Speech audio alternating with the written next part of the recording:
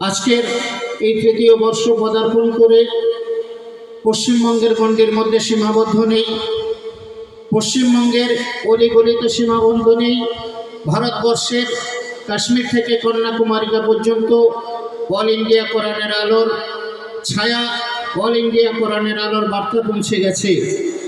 আজকের সত্যি মিডিয়া ব্রজবাসী আনন্দিত এবং গর্বিত যে তারা অল ইন্ডিয়া কোরআনের আলো ফাউন্ডেশনের এই প্রোগ্রামকে নিজেদের মতো করে নিজেদের সমূহ সৌন্দর্যতায় ভরে কোরআনের সৌন্দর্যতা দিয়ে মিডিয়া ব্রজকে সুন্দরতম করে তুলতে সহায়ক হয়েছেন।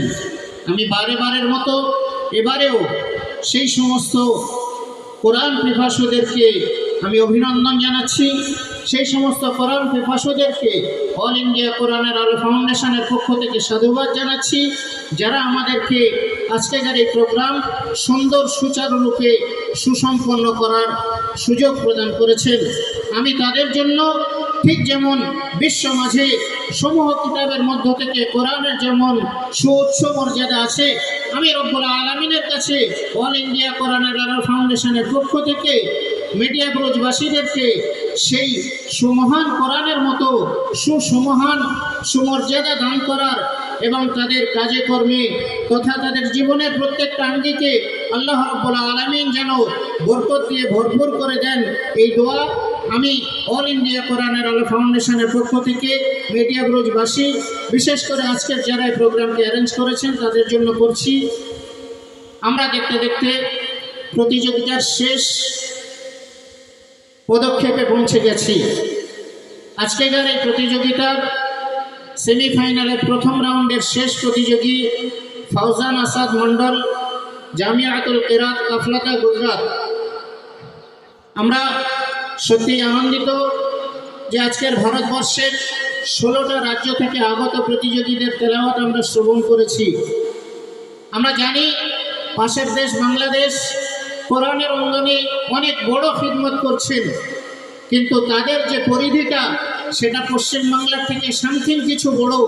কিন্তু অল ইন্ডিয়া কোরআনের আলো ফাউন্ডেশন যে খিদমত শুরু করেছে, এটা বাংলাদেশ শুধু নয়, 10-20টা বাংলাদেশের সমান একটা খিদমতের চিন্তা চেতনা কোরআনের আলো ফাউন্ডেশন নিয়েছে।